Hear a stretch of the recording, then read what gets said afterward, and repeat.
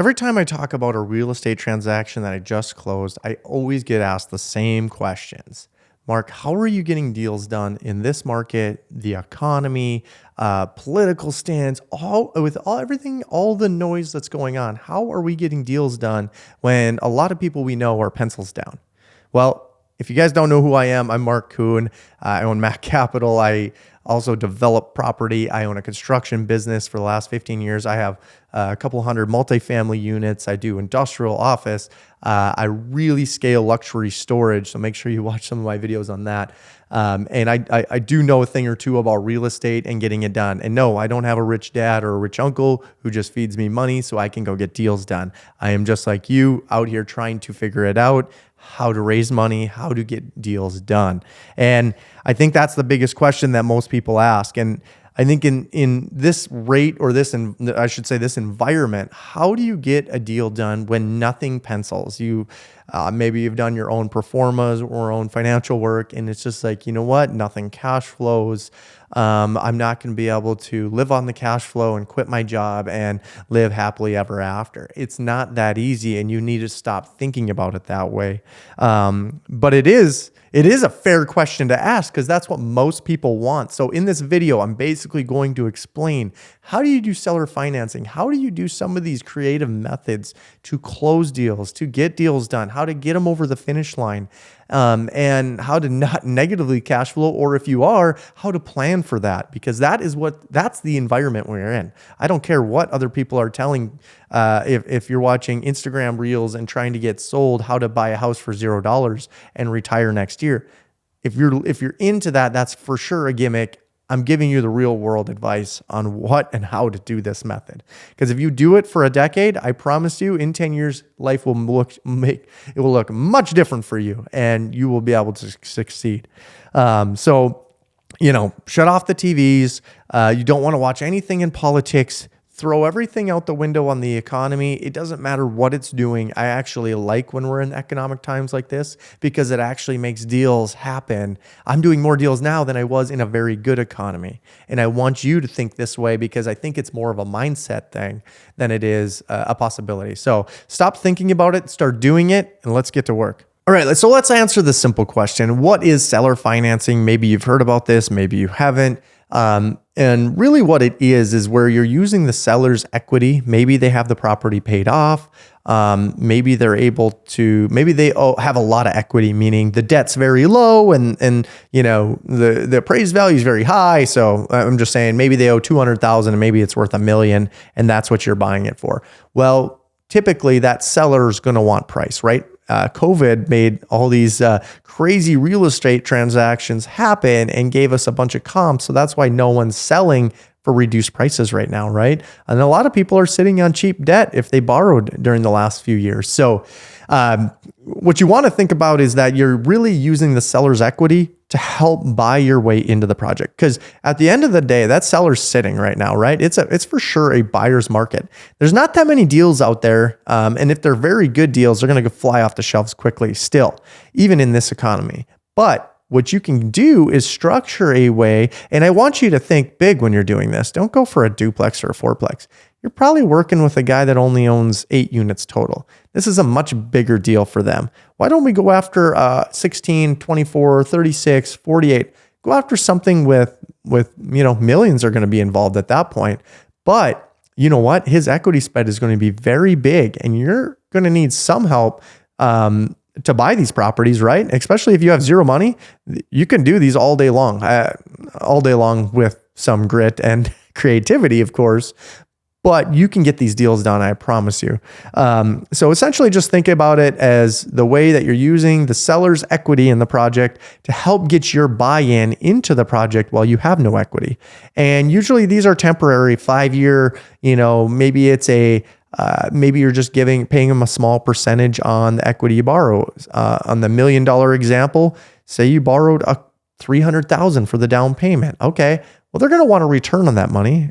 Unless they're really desperate, you can get it for zero, just principal only payments. But typically they're going to want 3, 4, 5. I usually match it to somewhere where the 10-year treasury sits. So today it's 4.25. That would still be a fair rate because the bank is going to lend you money probably in the 6.5 to 7% area.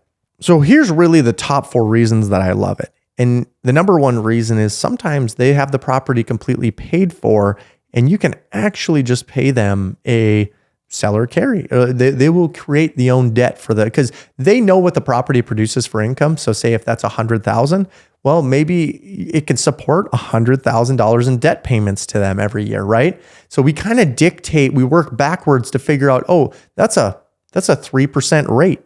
So if they're willing to lend us money, maybe for long term, right? You just got to figure out what the problems of the seller are, right? Like maybe they just want the cash. So this is going to be super temporary, max 3 years, and you're going to get maybe you don't have to pay any interest on it, but they want some of their money back, right? So, you can pay them principal only payments for 3 years and then you have to buy it or maybe you lose your equity. So there's some risk involved, but again, a lot of these involve where there's zero money from your pocket.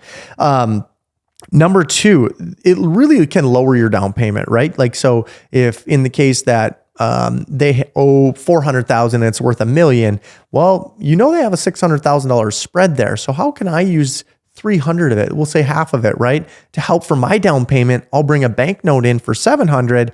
I'll use 300 from them. Maybe it's temporary. Like I said, we do 36 months or 60 months. And we figure out a interest rate that works where the property breaks even or cash flows. Number 3, it comes with flexible terms. So when you're doing these, you want flexibility in the terms because, of course, what does that seller want? He just wants the maximum price. Not every seller will be into a seller financing, but you can find deals that have been sitting on the market for a long time. And guess what? Those ones will always come with the most creativity because the seller will agree to it because they're just happy to have an offer. And then you are maybe excited because you're like, hey, instead of duplexes and fourplex, I'm looking at a 24 unit property. This actually makes me excited. I always think, in the world of real estate, smaller deals, a duplex and fourplex don't excite me as much anymore because I'm doing larger units now, 48, 72, 100 unit deals. It's just hard to get as excited about a smaller deal like that. So always do something that excites you, get super creative, get flexible. And if the seller is willing to agree, he's just going to tell you, hey, I need to net X and I'll end up helping you for 3 to 5 years. I'll agree to that. Okay, great. Let's just do the math backwards and figure out how we get there. Number 4, it's easier to access bigger deals. Like I said before, why look at duplexes and fourplexes? You might be working with a seller that's all they own, and they may not be very flexible with you. The same amount of work is going to go into a 48-plex unit. It is going to be larger numbers. It may make you uncomfortable, but guess what? That is part of the process. I always come back to the story of the guy who bought the Boston Celtics. And this happened, I don't even know what the date was, but we'll call it 30 years ago. And this guy was just working in an office, normal guy. You know what? He said he just didn't really like his job. And he's like, I'm going to try and buy the Boston Celtics. Must have been a Boston Celtics fan, of course. And he went up there and he actually got a purchase agreement and they gave him 90 days to find the money. And so he bought I think it was $300 million that he bought the Boston Celtics for. And I might have some of the story construed if you know the story, but it's a very interesting story that he was just a plain guy, didn't have the money. The seller knew it, but he was willing to give him his price if they gave him some flexible terms. And guess what? He spent the next 90 days figuring out how to fund that deal through family offices, whatever it is. He was willing to take the money. And now today he owns, I think it's 30%, the majority owner of the Boston Celtics. And guess what? They're worth a lot more than $300 million today. So it's always that story, like the inspiration. It's like anything can be done. You just got to be able to think big enough and not be scared of the zeros. Now you might be thinking to yourself, why would the sellers agree to a seller finance deal or giving us terms? Think about the market right now. Let's just think about the market in COVID real quick.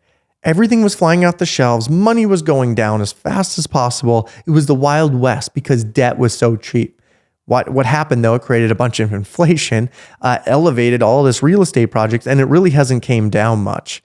And now the rates are 7% instead of 3%. And guess what? Nothing pencils. No one's buying anything. Economic times are tight, which also creates no buyers. Glory to God that the sellers need to have someone to sell to. So if you don't have the best property in the top shape, guess what? You're sitting on the market. You're probably asking too much money. And then the guys like me come along and we're like, hey, we'll give you that money. And you know what? Actually, this is how we're going to get there, because we can't buy it. We can't buy it at your price if you don't agree to these terms. So that creates a lot more flexibility in the deal. And so that's really why you're doing it. And it potentially, say you do find a wedge deal, meaning you're buying it less than it's appraised for. Well, in that type of deal, these people, and it might be just a property that's distressed and a little bit of work that needs to happen to it. But maybe it's in a great area and it just needs some renovations. Hey, guess what? You can put that deal together and it potentially has the chance for even you can overpay for the property, right? Like, because I'll even say, hey, if it's $1.5 million property and it's maybe it appraised for 2.1 million, they'll say, hey, I'll pay you 1.6 million, but here's what I need from you. I need some terms, right? So now the seller's like, all right, I'm listening, because maybe they're like, I only need cash. I'm not interested. Don't talk to me. That's fine. And if you're in the real estate business, you're not always going to have simple sales like that, because maybe your property is not REIT qualified, or private ventures aren't trying to buy it. It's not a 300 unit Class A facility. You know, the pool of buyers is much different than what institutional buyers are. And so, and then you always want to think about at the end of each year, when you're buying these properties too, it's like maybe you overpay for the property a little bit to get a creative deal done. It's zero out of your pocket. Well, not only is that great, but you also get all these crazy tax benefits, because if the seller gets part of the deal, then he actually gets to spread out his taxes over multiple years instead of taking on all that equity, because maybe his basis was 200 grand. Well, now it's worth 2 million. Well, guess what? He's got a 1.8 million, or probably even better, spread to pay capital gains. Well, guess what? If he can spread that over multiple years, he's probably going to save a bunch of money on that transaction. And he can help it work with whatever his portfolio, however that's shaped. So it gives them a little more flexibility as well. Now, wait, Mark, is there risks, these types of strategies? Of course, there's risks with everything, right? And that's what I want you to get used to. And that's why I want you to take more of it. I want you to be comfortable, but I don't need you to be comfortable with the amount, especially if you don't have much to lose. But there is risk. You can have the sellers charge you high interest rates. They could structure the deal where if you end up, not making the payments, that everything goes back to them. And there could be a due on sale clause where maybe, the bank is not susceptible to what you're doing, and maybe they call a due on sale. Now, 99% of the time, that will not happen. But there is those 1% of deals where banks are ready to get rid of 3% debt, right? Because they're not making any money on that. So you have to understand that is a risk. There's also market risk, right? We don't know what tomorrow brings. The sellers don't, and the buyers don't. Everyone is in the future, though, that rates will become cheaper in the future. So if you already know that, right? If everything in the market's telling you that, then why wouldn't you be full on buying right now? Well, there's risk, right? If you're watching the news every day, you're probably worried sick on what the heck is going to happen in this market with all the politics going on and negative news. You're just not sure, where is this market going to go? If we do know interest rates are going to be cheaper in the future, though, guess what is going to happen to real estate? More sellers are going to come to the market because buyers are going to be able to pay more for the property. And guess what?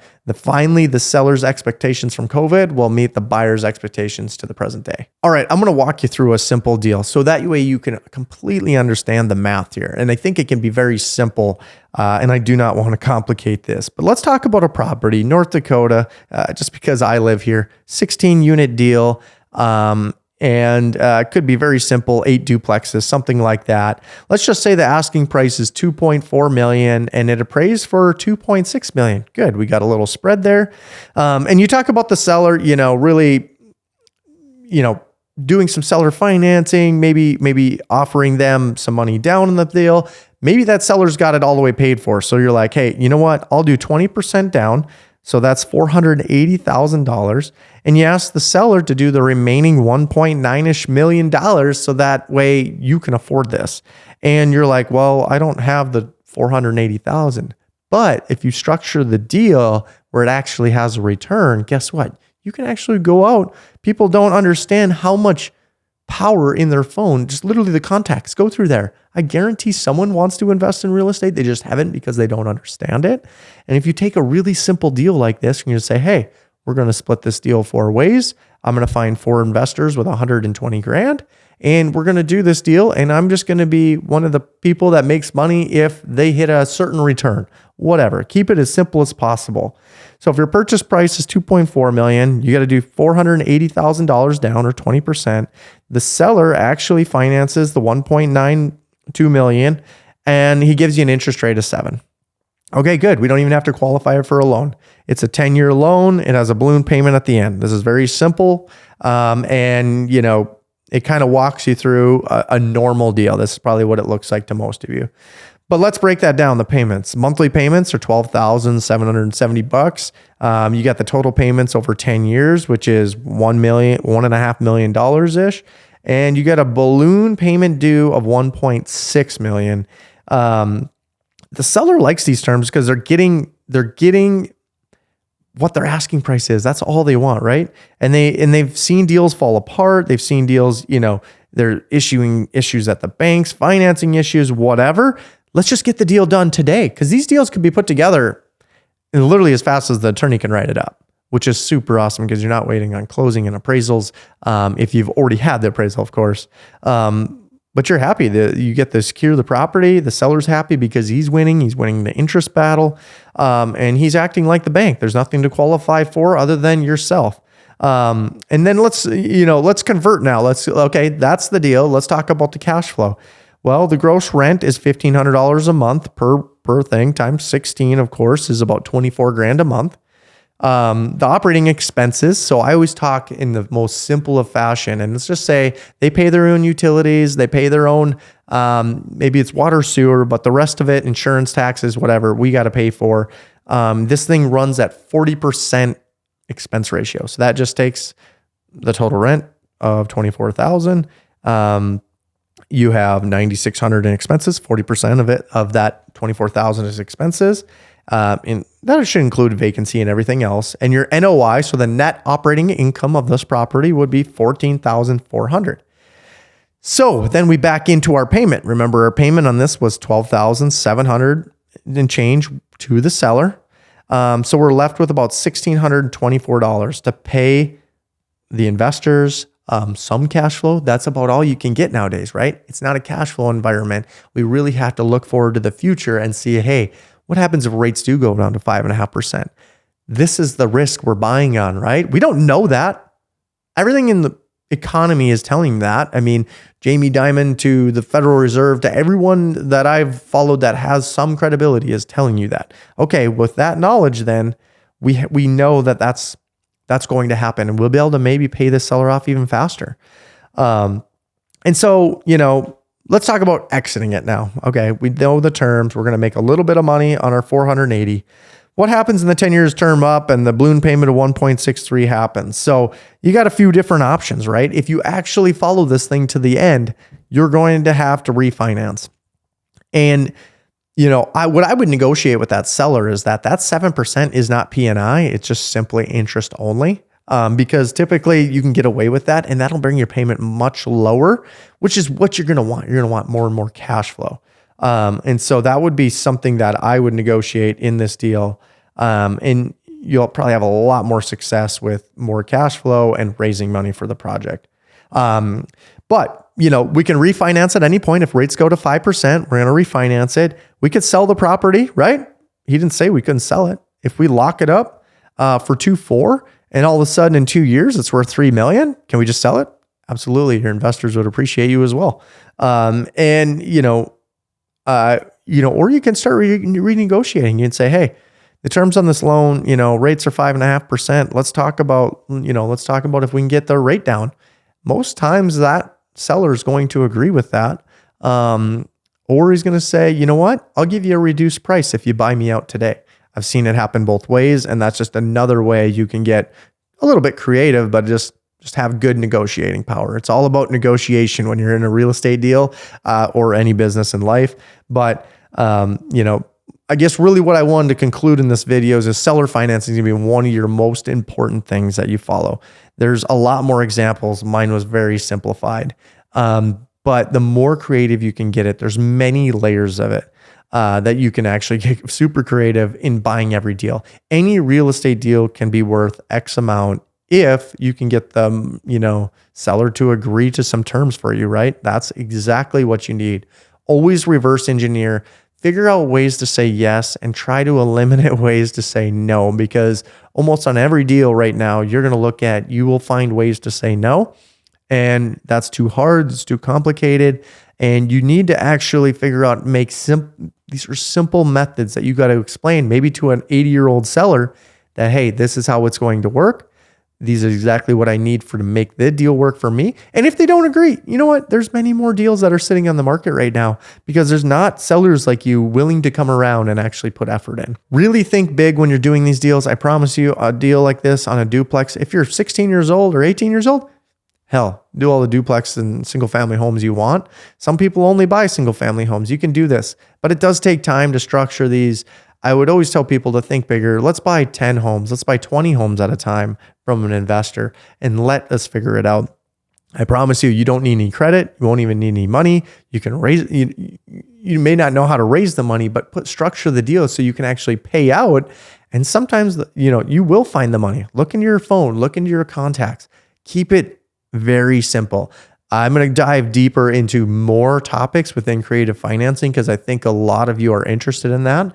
A lot of the younger people watch this, and I think you just got to be willing to take on the risk. You got to be willing to do the deal and get creative. Figure out ways to say yes.